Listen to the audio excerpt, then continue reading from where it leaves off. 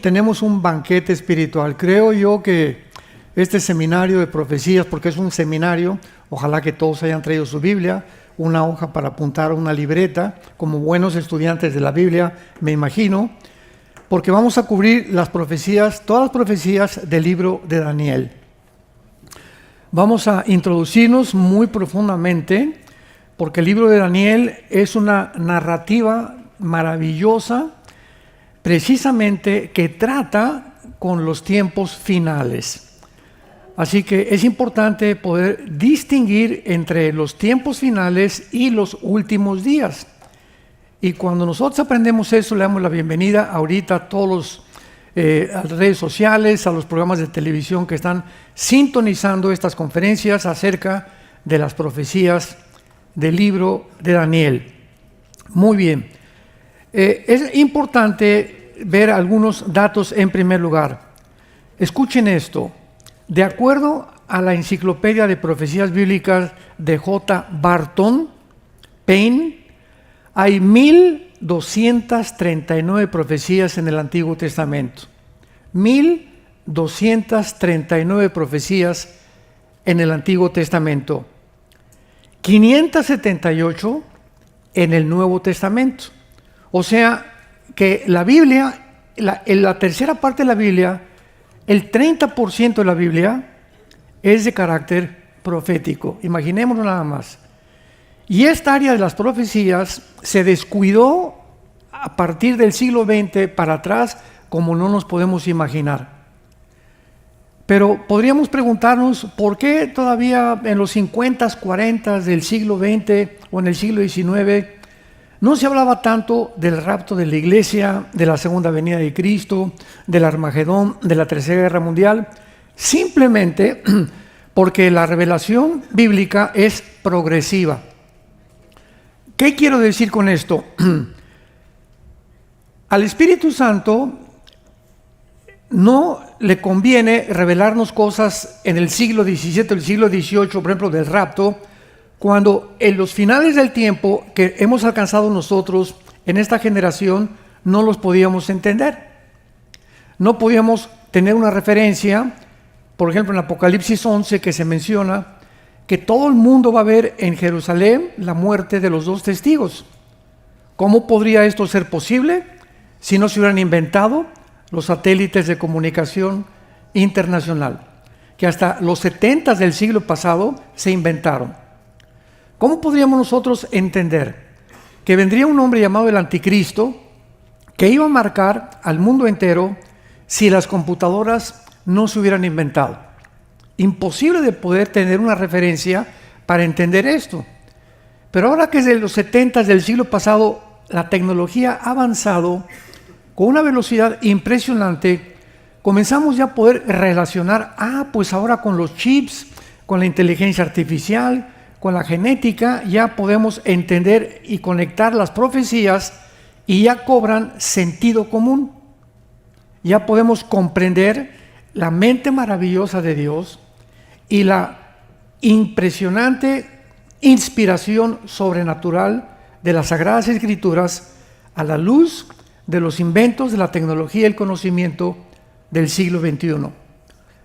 Entonces vemos nosotros que hay 1500 pasajes en el Antiguo Testamento que se refieren a la segunda venida. 1500 pasajes en el Antiguo Testamento que se refieren a la segunda venida de Cristo.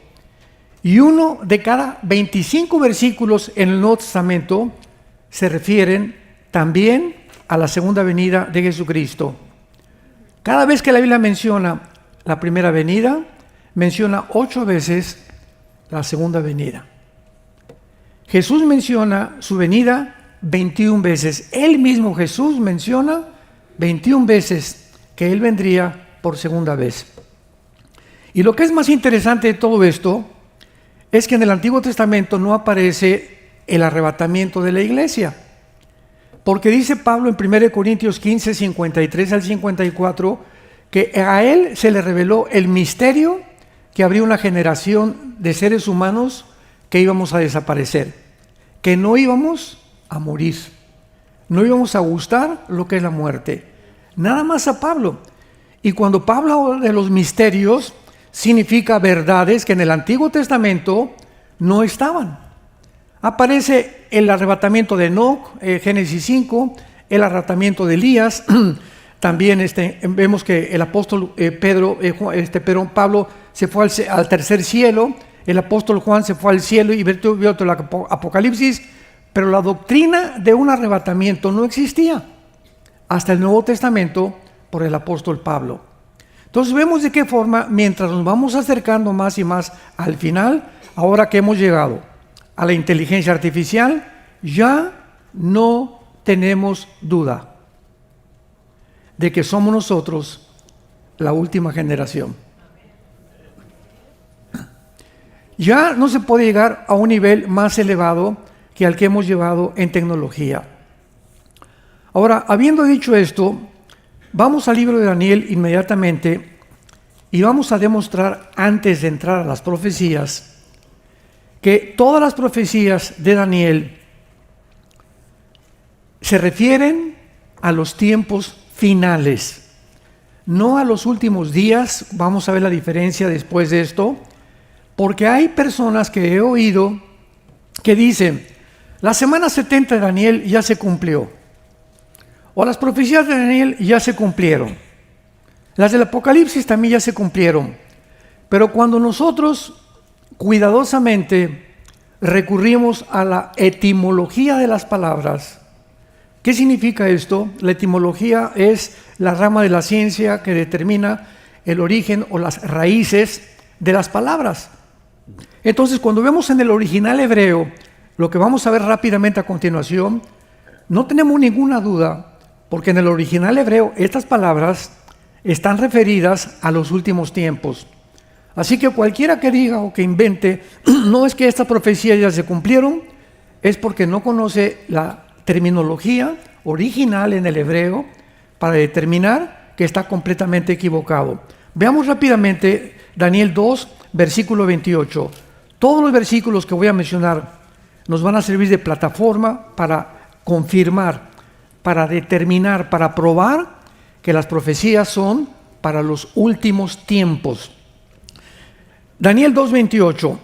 Pero hay un Dios en los cielos, el cual revela los misterios, y él ha hecho saber al rey Nabucodonosor lo que ha de acontecer en los postreros días. Apunten la palabra acharit, como suena, con CH. Acharit yom. Es la palabra en el hebreo, acharit yom, que se usa en el libro de Daniel para determinar los últimos tiempos. Aquí está hablando el Espíritu Santo y mostrándonos que la visión del capítulo 2 de Daniel, que vamos a ver, la famosa estatua de Nabucodonosor, es una profecía de los imperios mundiales o de las naciones que van a formar el imperio o el gobierno final del anticristo. Es para los últimos días. Versículo 45 del mismo capítulo. De la manera que viste que del monte fue cortada una piedra, no con mano, la cual desmenuzó el hierro, el bronce, el barro y la plata y el oro, el gran Dios ha mostrado al rey lo que ha de acontecer a Harit Yom en el porvenir. Esto está claramente que esta profecía es para el final de los tiempos. Capítulo 8 de Daniel, versículo 17. Vino luego cerca de donde yo estaba, y con su venida me asombré, y me postré sobre mi rostro. Pero él me dijo, entiende, hijo de hombre, porque la visión es ¿para cuándo? Para el tiempo del fin. Y aquí se usa la palabra et Enrique, T de tío, H, et kairos, o sea, para un tiempo determinado final. La visión del capítulo 8, versículo 19 del mismo capítulo. Y dijo, yo te enseñaré lo que ha de venir al fin de la ira. Asharit Sam, con Z. Asharit Sam en el hebreo. ¿Y cuándo es el fin de la ira? Cuando termine Dios en la segunda venida a juzgar al mundo entero. Es imposible que puedan ser estas profecías antes. La ira termina en el capítulo 16 del Apocalipsis. Capítulo 10 de Daniel, versículo 14. He venido para hacerte saber lo que ha de venir a tu pueblo en los Asharit Yom, en los postreros días, porque la visión es para estos días.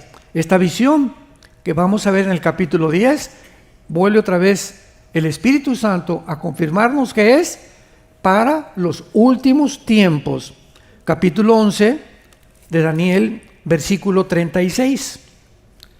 El rey hará su voluntad, está hablando del anticristo, se ensoberbecerá, se engrandecerá sobre todo Dios, y contra el Dios de los dioses hablará maravillas, y prosperará hasta que sea consumada la ira. O sea, al final de la ira, el anticristo terminará la persecución en contra del pueblo de Israel. Capítulo 12, versículo 4. Pero tú, Daniel, cierra las palabras y sella todas estas profecías que están en el libro de Daniel. Séllalas hasta el tiempo de ¿cuándo? Hasta el tiempo del fin. Muchos correrán de aquí para allá y la ciencia o el conocimiento aumentará.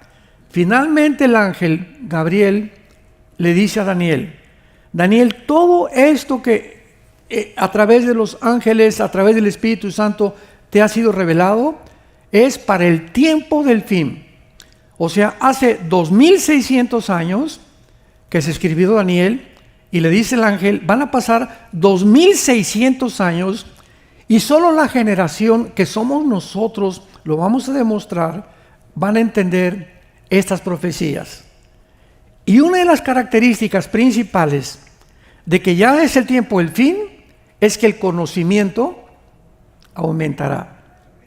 Hasta 1905 se inventa el primer carro Ford modelo T. 1906, la primera tentativa de volar de los hermanos Albright. 1929, Alejandro Fleming inventa la gasolina, la penicilina. 1939 al 45 se explota la primera bomba nuclear.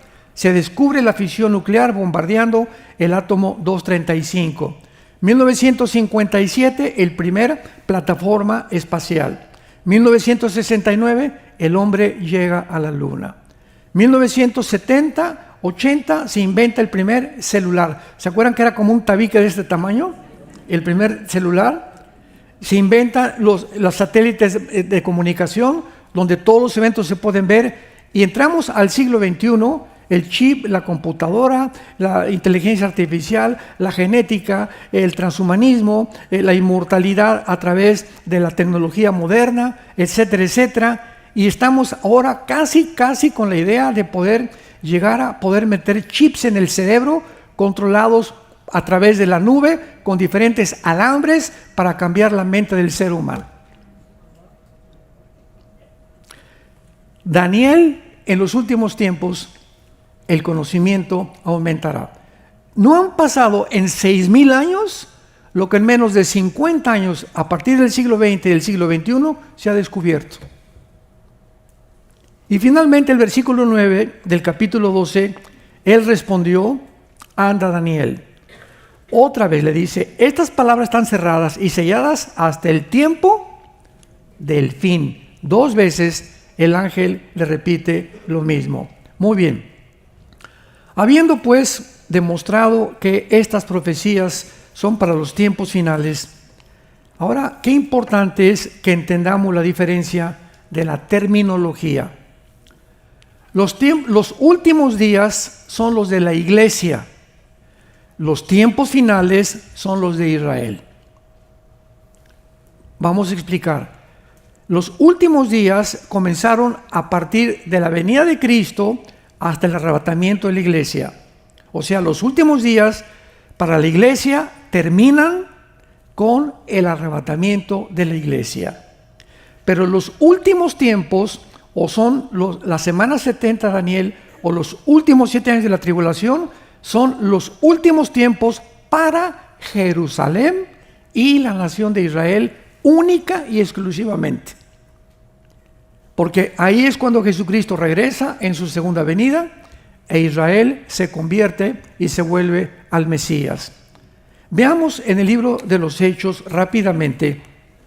Vamos a demostrar esto para que cuando estudiamos la Biblia no nos equivoquemos y tracemos bien la palabra de verdad.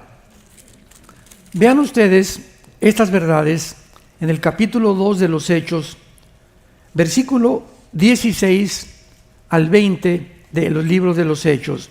Aquí acaba de terminar Pentecostés, se está explicando qué pasó en Pentecostés y dice el apóstol Pedro, Hechos 2, 16 en adelante.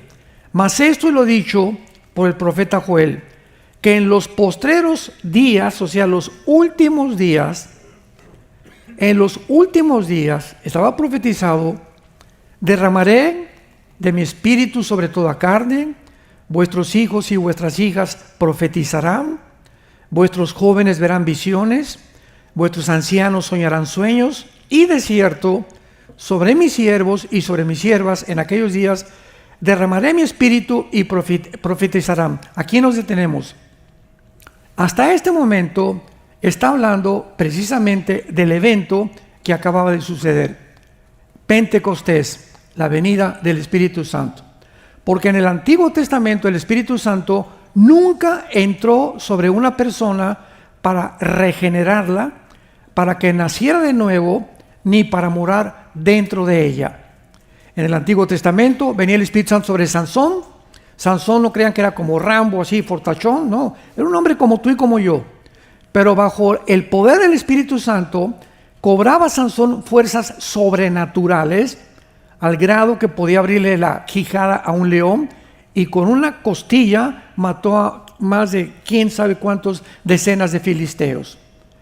El Espíritu Santo se salía de Sansón, y Sansón era un hombre natural, como tú y como yo. ¿Se acuerdan cómo acabó Sansón? En los brazos de Dalila. Fue un mujeriego, borracho, parrandero y jugador. Dalila significa la que debilita. Y la última mujer que debilitó a Sansón, lo durmió, venga chiminene, aquí se me acuesta, ¿verdad? Y le comenzó, sí, aquí como no. Y mientras estaba dormido Sansón en los brazos de Dalila, ella sabía que en su pelo se encontraba el símbolo de su fuerza y le cortó el pelo. Y abrió los ojos Sansón, viendo a los filisteos, y no pudo hacer nada. El Espíritu Santo lo había abandonado. Cosa que a nosotros, bajo el Nuevo Testamento, nunca nos abandonará el Espíritu Santo. Lo podemos lastimar, le podemos causar dolor, pero Él no nos dejará porque estamos sellados hasta el regreso de Cristo. Entonces, en el Nuevo Testamento, en Pentecostés, viene el Espíritu Santo a morar, a hacer de nosotros su habitación. 1 Corintios 6, 19. ¿Qué no saben que son el templo del Espíritu Santo? ¿Que no sois vosotros? Ahora entramos a un edificio y por favor, no digamos, vamos al templo el domingo. Ya ningún edificio se llama templo. Antes era un templo el tabernáculo, el de Salomón, el que hizo Herodes, el que fue destruido en el año 70 después de Cristo, pero ahora nosotros somos el templo. Entonces, cuando nos reunimos como estamos reunidos ahorita, esta es la iglesia. La iglesia es el conjunto de seres humanos bautizados, sellados y habitados por el Espíritu de Dios. ¿Qué es la palabra Cristoanos? Cristiano. La palabra Cristos es la palabra Mashiach en el hebreo, que es en el Nuevo Testamento ungido. Anos, pequeño. ¿Qué es un cristiano? Es un ungido pequeño. Eso es lo que es un cristiano. No es el que va a misa, no es el que pertenece a una iglesia, no es el que va a la iglesia pentecostal o presbiteriana, como se llame. Es la persona que tiene morando el Espíritu Santo. Y las iglesias, tanto evangélicas como católicas, griego-ortodoxas, están llenas de personas que se llaman cristianas, que asisten a esa iglesia y no tienen al Espíritu Santo. Y viven engañadas, y cuando venga el arrebatamiento se van a quedar. Entonces vemos claramente que aquí se habla del derramamiento del Espíritu Santo en los últimos días, y los versículos 19 y 20 se habla de los tiempos finales. O sea, en este pasaje encontramos los últimos días y los tiempos finales. Dice el versículo 19: y daré prodigios arriba en el cielo, señales abajo en la tierra, sangre y fuego y vapor de humo. El sol se convertirá en tinieblas, la luna en sangre, antes que venga el día del Señor, que es el día de la ira, el día de los 21 juicios del libro del Apocalipsis. ¿Me van siguiendo? Entonces, desde Cristo hasta nosotros somos los últimos días. Pero aquí las señales cósmicas pertenecen a Mateo 24, 29 y 30 y 31. Lo conectamos con otros pasajes y nos damos cuenta que son las señales que vendrán antes que venga Jesucristo. El sol se oscurecerá, la luna también, etcétera, etcétera. Se pondrá como sangre antes que venga el día del Señor. Esta frase, el día del Señor, se refiere a los 7 años de la tribulación. Muy bien, vamos pues ahora e iniciemos nuestro estudio con estas bases sobre el libro de Daniel. Capítulo 1 de Daniel.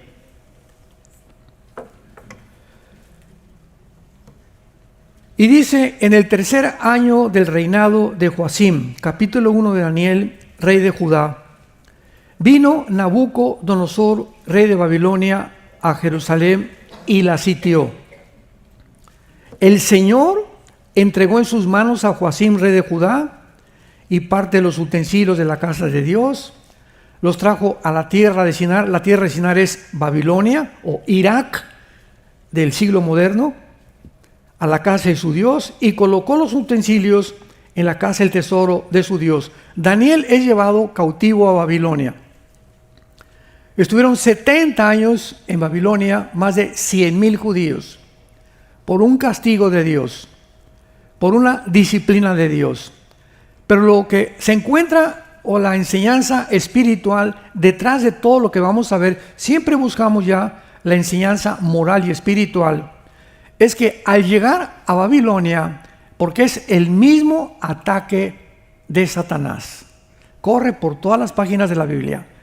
Al llegar a Babilonia, estos jóvenes, Daniel y sus 3 amigos, lo primero que el rey les manda es que, dice el versículo 4, que encontraran muchachos en quien no hubiera tacha alguna, bien parecidos, sabios en conocimiento, con entendimiento, e idóneos para estar en el palacio del rey, y que les enseñaran las letras y la lengua de los caldeos. Muy bien, el primer intento de Satanás, que lo vemos aquí, es que al llegar a Babilonia, lo que el diablo quería hacer inmediatamente es desprogramarlos.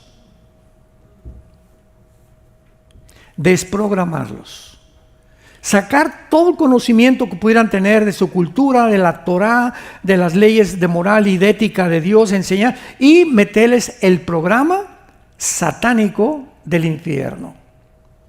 Qué interesante que este muchacho que mataron, Charles Kirk, dedicó los pocos años que tuvo de vida a esto precisamente cuando él fue impactado por el primer capítulo de Daniel y entendió lo siguiente. Todas las universidades de Estados Unidos, Columbia, Princeton, Yale, Harvard, y la mayoría de las de Texas, todas estas universidades han sido financiadas, escúchenme con mucho cuidado, y sostenidas por billones de dólares de la nación de Qatar, que está junto al Golfo Pérsico, por el emir de Qatar y de la nación de Irán. Y lanzaron a Harvard, lanzaron a Columbia, a Yale, a Princeton, etcétera, etcétera, toda la doctrina de la izquierda. para sacarles a todos los alumnos de aquí de Estados Unidos todo su patriotismo, su nacionalismo. De ahí vino Intifada, y ahí vino todos los grupos que en el último gobierno de Biden trataron de borrar de Estados Unidos. Obama fue el primer presidente que dijo, esta nación no es cristiana. Vino un programa para tratar de desprogramar a los americanos, principalmente a los jóvenes, de su educación cristiana principalmente. ¿Y qué hizo este muchacho Charles Kirk?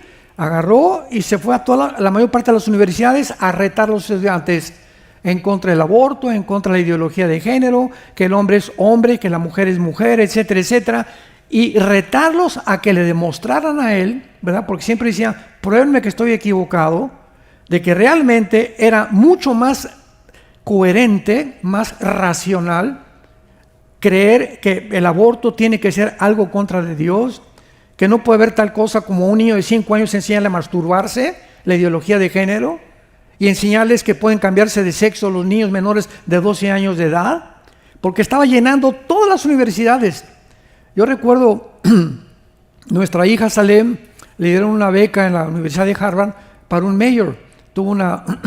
Después de que se graduó aquí en Dallas, nuestra hija Salem, ya está casada ahorita, fue a Harvard, y cuando fuimos allá a su graduación, todas las calles de Boston llenas con las banderas, liberen a Palestina, etcétera, etcétera, el movimiento LGTB, liberen a Palestina. Si los del movimiento LGTB hubieran sabido que los palestinos asesinan a homosexuales y que está prohibido en Gaza el homosexualismo y el transgénero, entonces no andarían con esas banderas. Vean ustedes nada más lo que es la psicosis colectiva. O sea, no saben ni por qué llevan banderas, no saben ni qué significa liberen a Gaza. Libérenla, pero de los terroristas, no de los que quieren ayudarlos. Pero es una confusión tan grande en el mundo por los programas que han oído de los medios de comunicación. Entonces, también a nuestros hijos y a tus hijos, cuando vayan a la escuela, el diablo los va a querer desprogramar. Van a tener maestros ateos, agnósticos, maestros de izquierda, maestros marxistas, maestros socialistas, sin principios de ética, sin principios de moral. Por ejemplo, en Harvard se permitió que los hombres durmieran con las mujeres. Imagínense nada más.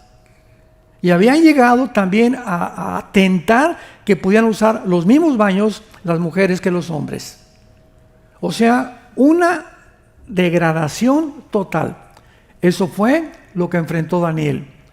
¿Cuál fue el secreto de Daniel? En el versículo 8, y Daniel propuso en su corazón.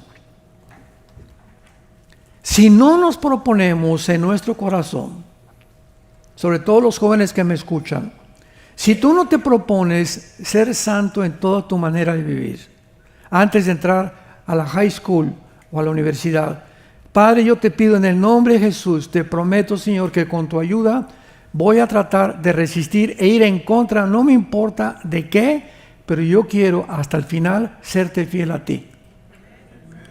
Propuso en su corazón. Ahí tiene que haber una determinación.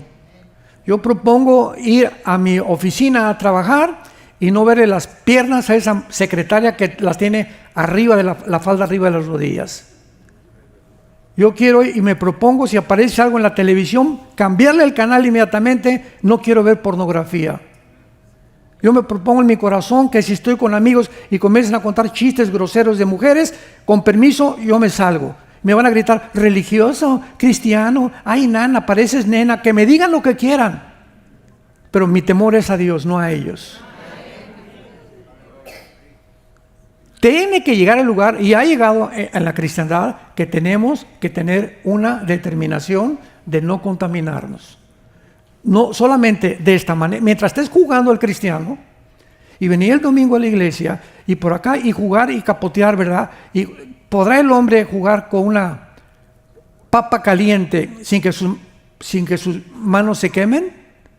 ¿Podrá estar jugando con carbones y jugar así? Pues es igual que el pecado. Tú no puedes jugar con el pecado. De vez en cuando ver pornografía, de vez en cuando ver a esa mujer, de vez en cuando hacer un negocio sucio, de vez en cuando defraudar a alguien. Tú no puedes vivir así llamándote hijo de Dios o hija de Dios. Tú tienes que tomar en serio a Dios y ser santo en toda tu manera de vivir. Muy bien. Daniel pues se queda en el reino de Babilonia y entonces el rey Nabucodonosor, viene la primera oportunidad de Daniel, donde vamos a ver en el capítulo 2 de Daniel una profecía donde es, y siempre le he llamado, la base, el cimiento de todas las demás profecías. ¿Por qué? Porque en el capítulo 2 de Daniel se manifiesta, se percibe, se puede recibir en el corazón y en la mente, en el entendimiento, cuáles son las naciones que finalmente formarán el último gobierno mundial. Ahorita estamos en un mundo donde tenemos por un lado a China, tenemos a Rusia y tenemos a Estados Unidos. Son las principales naciones actualmente en el mundo que tienen poder. Las tres naciones: China económicamente, Rusia tiene el armamento nuclear más grande que China, que Corea del Norte desde luego, y que los mismos Estados Unidos. Putin tiene más ojivas nucleares y submarinos nucleares que cualquier otra nación. Estados Unidos tiene una tecnología impresionante, y cuando el presidente Trump llegó aquí a este país, a él le urgía levantar económicamente a Estados Unidos y que el dólar no fuera a ser desechado como la moneda que rija la compra del petróleo. Porque la deuda actualmente de Estados Unidos es de 35 trillones de dólares. Entonces, si quiere hacer Make America Great Again, si el presidente Trump quería hacer grande este país, ¿qué tenía que hacer en primer lugar? Proteger el dinero. Porque si cae el dólar, la deuda se le viene encima y se hunde el país. Estados Unidos no se ha hundido económicamente simplemente porque el dólar continúa como la moneda que está rigiendo la compra del petróleo, de los petrodólares. Entonces México quiere comprar este petróleo, lo tiene que convertir el peso en dólares. En Europa quieren comprar petróleo, tiene que convertir el euro en dólares. Quieren Rusia comprar petróleo, tiene que convertir los rublos en dólares, porque el dólar es desde 1945, de la Segunda Guerra Mundial, la moneda que rige la compra del petróleo. Pero el día que Putin y China y Corea del Norte y el BRICS famoso, que se están uniendo para sacar otra moneda y que el petróleo ya no se compre con el dólar, adiós Estados Unidos. Se le llama el arma secreta de Putin.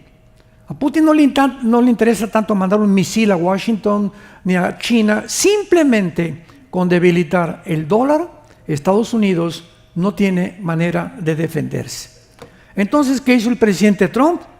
Vio este peligro. ¿Y quién tiene el dinero en el mundo? Los árabes. Y se fue corriendo al Medio Oriente con Salimán. ¿Cómo estás, mi amigo Salimán? Vamos a sernos compadres por aquí, por acá. Sí, cómo no. Con el emir de Qatar, a pesar de que en Qatar hay una base norteamericana, vamos a hacernos amigos. Ahorita no importa nada más que money. Inmediatamente Qatar dice: te compramos un avión. El Salimán, el presidente de Arabia Saudita, le acaba de decir a Trump: vamos a hacer un negocio por 3 billones, trillones de dólares. Vamos a comenzar a negociar. Y Arabia Saudita acaba finalmente esta semana de poner una condición. Muy bien, Estados Unidos, vamos a hacer esto con ustedes y te voy a mandar trillones de dólares, pero van a establecer un Estado palestino dentro de Israel. Toda la política es intereses políticos e intereses económicos. Yo voy con un presidente, te doy esto, y él me dice: ¿y tú qué me das? Aquí no hay nada gratis en la política, no hay nada gratis. Llega a Estados Unidos y le dice: te prometo 35 F-35 aviones de combate le dice a Arabia Saudita, y Arabia Saudita le promete 3 trillones a Trump para protegerlo en el Medio Oriente de Irán y de otras naciones. Todo es negociaciones. Y el presidente Trump no es político, es un empresario y es experto en hacer dinero. Entonces ahorita Estados Unidos, ¿verdad?, pues está en eso. Y ahorita la pregunta que tenemos todos es: ¿traicionará Trump a Israel? ¿Acabará Trump diciéndole finalmente a Israel: ahí nos vemos, ya no me importa lo que pase, me importa que Estados Unidos resurja económicamente otra vez? No lo sabemos, yo no me quiero adelantar.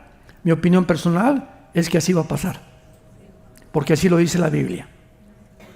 En el libro de Joel, capítulo 3, versículo 2, dice que la tercera guerra mundial viene porque vendieron la tierra de Israel. La causa de la tercera guerra mundial se encontrará porque vendieron la tierra de Israel. Bueno, entonces en el capítulo 2, el rey Nabucodonosor, vemos en primer lugar en el capítulo 1, versículo 20, que Daniel se levanta después de que propuso en su corazón con mucha sabiduría. Daniel 1:20. Inteligencia. El rey les consultó, esto para que nos sirva, y los halló. O sea, a Daniel y a sus tres amigos los halló 10 veces mejores que todos los magos, que todos los astrólogos que había en su reino.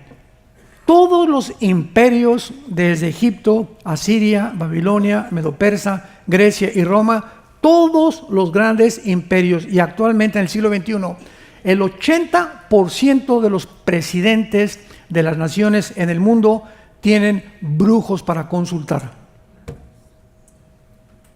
o están dados a la astrología, o tienen alguna conexión con la brujería. El primer caso más importante ahorita es México. Desde que el presidente, ¿verdad?, entró en México, este último presidente, lo primero que hizo el primer día fue llevar a los chamanes, a los brujos, a que le hicieran una limpia ahí en el Zócalo, enfrente de todo el mundo.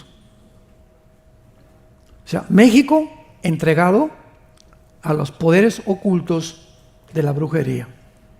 Oremos por México. Y esto es una costumbre precisamente por la ignorancia de lo que es la vida cristiana. Entonces, en el capítulo 2, el rey Nabucodonosor tiene un sueño, lo resumo, y ve una estatua enorme, grandísima, una estatua. El rey Nabucodonosor sueña una estatua. La cabeza de la estatua, todo era de diferentes metales.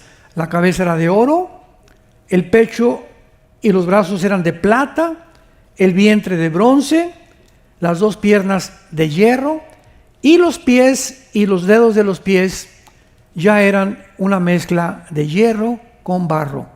Entonces veamos: oro, plata, bronce, hierro, barro con hierro. O sea, vemos el debilitamiento, vemos de qué forma va el decaimiento de los metales. Hablándonos que esta estatua, que representa, como lo vamos a ver, todos los imperios del mundo hasta que venga Jesucristo, van a ir de mal en peor, debilitados,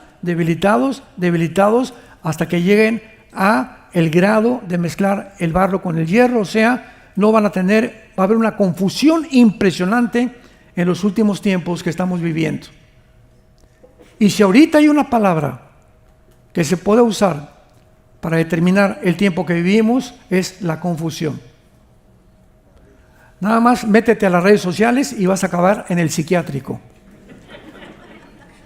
Opiniones de politólogos, opiniones de acá y de noticieros, y esto dijo, y que Tucker Carlson dijo esto, y que Candy Jones dijo esto, y que por aquí dijo esto, y que Dinesh D'Souza dijo esto, y vemos cantidad de opiniones, y tú dices: ¿a quién le creo? ¿A quién le creo? Tenemos la palabra profética más segura. Esta es la razón por la cual Dios nos deja esta luz, amados santos de Dios, para que no perdamos el camino y podamos discernir a través del Espíritu Santo lo que se está oyendo y podamos tener un filtro para darnos cuenta que el mundo es un teatro. El mundo es un teatro con actores. Todo lo que tú ves es mentira. Los tratados de paz son mentira. Las propuestas son mentira. Todos son intereses políticos y económicos. Que la lista de Epstein y que la lista de todo es un teatro de actores que detrás de los telones se encuentra el príncipe de la potestad del aire, manejando como títeres a la mayor parte de los gobiernos para poder tratar de abortar el plan de Dios. Muy bien. Esta estatua, el oro representa Babilonia. Babilonia, apúntalo, es la región geográfica que cubre actualmente Irak y Siria, porque en el Antiguo Testamento Siria e Irak estaban en la tierra de la Mesopotamia, que significa la tierra entre dos ríos, ocupaban esa zona geográfica. Entonces ya comenzamos a ver, que vamos al final, que todas estas naciones que formaron estos imperios van a formar el gobierno del anticristo. Entonces tenemos ya con absoluta seguridad que el anticristo va a tener a Siria y a Irak actualmente, van a formar parte de su gobierno. Qué interesante que ya le derrocaron al presidente Assad, que entró al-Jolani, ex comandante de ISIS, ex comandante de Al-Qaeda, y ahora es el presidente o el dirigente o el líder de Siria, apoyado completamente por Turquía. Vamos a ver que Turquía también pertenece al gobierno del anticristo y que está controlado, y mientras ahorita Jolani fue a la Casa Blanca hace 2 semanas y ahí estuvo con el presidente Trump y dices, ¿es un joke? ¿Es un chiste esto?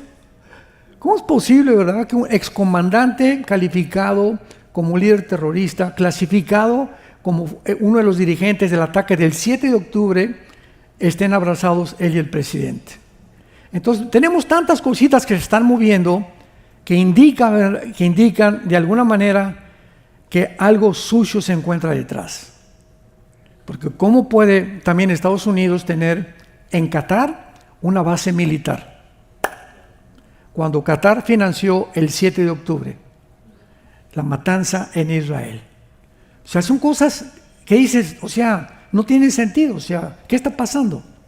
¿Cómo es posible que esto esté sucediendo? Entonces, tenemos a Irak y a Siria en la cabeza de la estatua. Después, el pecho y los brazos representa el imperio medo-persa, que es Irán. Irán le cambió el nombre en 1935, de Persia a la República de Irán. Y en 1979 a la República Islámica de Irán. Entonces, Irán, sin ningún lugar a dudas, apúntalo en tercer lugar, va a estar en el gobierno del anticristo, Irán. Ahora que bombardearon Irán, me hicieron como 2 o 3 entrevistas y me preguntaron, no, Irán ya se acabó. Y les dije, Irán no se ha acabado, porque bíblicamente también el capítulo 38 de Ezequiel aparece con el nombre de Persia, invadiendo en la Tercera Guerra Mundial a Israel. Así que Irán está guardando lo peor todavía para los días que vienen. Ya tenemos a Siria, tenemos a Irak, tenemos a Irán. Muy bien. Luego tenemos en tercer lugar el vientre de bronce que representa al tercer imperio mundial después de los medos persas. ¿Quién fue? El imperio griego. Alejandro el Magno, a los 30 años de edad, había casi ya, le faltó nada más ir a la India. Pero Alejandro el Magno muere en Irak, en Babilonia. de un pasón que se dio de hashish. Y quién sabe cuántas drogas, ¿verdad? Y se hizo homosexual también al final de su vida. Bueno, fue una vida completamente disipada. Pero vemos que Alejandro el Magno representa el tercer imperio, pero esto es importante, como lo vamos a ver cuando lleguemos al capítulo 8 de Daniel. Cuando muere Alejandro el Magno, todo esto está en el capítulo 8, que lo vamos a ver con detalles. Su imperio griego se divide en 4 generales, en 4 sitios diferentes. En el Medio Oriente se divide en Turquía y en Egipto. Y abajo en Siria y en Macedonia. Son las 4 naciones, los 4 generales en las que se divide el imperio griego. Entonces tenemos Siria, Egipto, Macedonia y Turquía. Y vamos a ver que de una de estas 4 divisiones, en el capítulo 8 lo vamos a ver, surge el anticristo.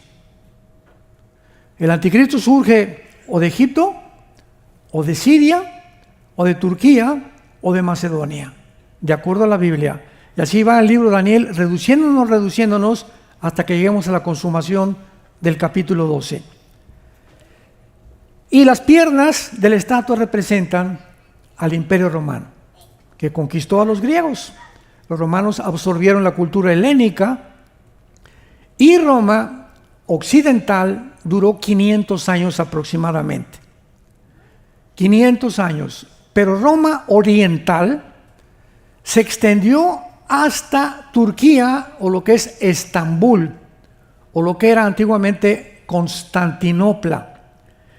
Y 1100 años aproximadamente duró el imperio oriental romano, que se llamó el imperio bizantino, que finalmente fue conquistado por el imperio musulmán otomano. Entonces las 2 piernas vemos nosotros que están divididas, una en el oriente y otra en el occidente, porque así se dividió el imperio romano. Síganme con mucho cuidado aquí. Las 2 piernas representan la división del imperio romano en el oriente y en el occidente. En el occidente fue Roma, en el oriente fue Constantinopla o Estambul, que es Turquía actual. Y los 10 dedos mezclados ya con barro y con hierro representan los 10 dedos. Más adelante, los 10 cuernos en Daniel 7, en Daniel 8, en Apocalipsis 17, que lo vamos a ver también, representan ya las últimas 10 naciones que resurgirán del imperio babilónico, medo-persa, griego y el imperio romano. De estos 4 imperios y de las naciones que conformaron esta estatua, surgen los 10 dedos, o los últimos 10 naciones, y de una de ellas surge el anticristo. Ahora, finalmente, Daniel ve en el capítulo 2 una piedra que viene del cielo y golpea los pies de la estatua. Así termina el capítulo 2, golpeando la estatua. Y vemos que esta piedra es Jesucristo, porque cuando golpea los pies, toda la estatua se derriba, dándonos a entender que en su segunda venida, estos imperios con estas naciones estarán vigentes. Y toda esta estatua representa el espíritu del anticristo. Toda la estatua es el espíritu del anticristo. Y finalmente vemos que estas 10 naciones formarán el último imperio. Vamos a leerlo esto rápidamente en el capítulo 2, versículo 42 en adelante. Y por ser los dedos de los pies en parte de hierro y en parte de barro cocido, el reino será parte fuerte y parte frágil. Así como viste el hierro mezclado con barro, se mezclarán, o sea, estas 10 naciones va a ser una mezcla por medio de alianzas humanas, pero no se unirán el uno al otro como el hierro no se mezcla con el barro. Rápidamente les explico esto. ¿Por qué no se van a unir? Si son 5 naciones del oriente y 5 naciones del occidente que se van a unir y formar el último gobierno mundial, significa que estas naciones del occidente serán 5 naciones europeas y 5 naciones del Medio Oriente. Y no hay ninguna similitud entre la cultura, las tradiciones y la religión de Europa con el Islam. Imposible mezclar el Islam, el Oriente, con el Occidente. Porque en el Oriente es la religión la que gobierna. En el Occidente no, hay gobiernos, pero ahí son los ayatolas, los reyes, y todo está dirigido por la religión, el Islam. Lo vamos a ver más adelante. Y dice el versículo 45, y de la manera que viste, que del monte fue cortada una piedra, no con mano, la cual desmenuzó el hierro, el bronce, el barro y la plata. El gran Dios ha mostrado al rey lo que ha de acontecer en lo porvenir. Y el sueño es verdadero y fiel su interpretación. Vemos claramente, sin ningún lugar a dudas, la última forma de gobierno mundial no es China, ni Rusia, ni aquí Estados Unidos. Van a ser 10 naciones que cuando oigamos que se formó un G10 de 10 naciones, cuando oigamos esto, nosotros, si estamos vivos todavía o estamos aquí en el mundo, cuando oigamos la unión de 10 naciones del Medio Oriente con 5 naciones de Europa, de una de ellas saldrá el cuerno pequeño, que lo vamos a ver en la próxima conferencia, en el capítulo 7 de Daniel. Mientras tanto, no especulemos que si Jared Kushner, el yerno de Trump, es el anticristo, que si Clinton es el anticristo, que si el Papa es el anticristo, que si el rey de España es el anticristo, son meras especulaciones, son babosadas todas. No podemos nosotros, el anticristo surge inesperadamente de la oscuridad, ni nos imaginamos quién va a ser. Lo único que sabemos, se los cuento en la próxima conferencia. ¿De dónde va a salir? ¿De qué región geográfica va a salir? Y no va a salir, segurísimo, de San Antonio. Padre, te damos gracias por tu palabra en esta mañana. Gracias por la esperanza a la que nos has llamado a vivir hasta el fin, que es la más segura y firme ancla de nuestra alma. Tú, Señor, queriendo confirmar tus promesas, interpusiste, Señor, juramento para que por 2 promesas inmutables, todos nosotros que hemos acudido a la esperanza puesta delante de nosotros, tengamos consuelo, tengamos paz, sabiendo que nada ni nadie nos separará nunca del amor de Jesús tu Hijo, quien fue muerto, crucificado, enterrado y resucitado a los 3 días, para que ahora vivamos para Él y ya no para nosotros, esperando la bienaventurada esperanza y la manifestación gloriosa de Jesucristo, que viene muy pronto por nosotros. Te esperamos.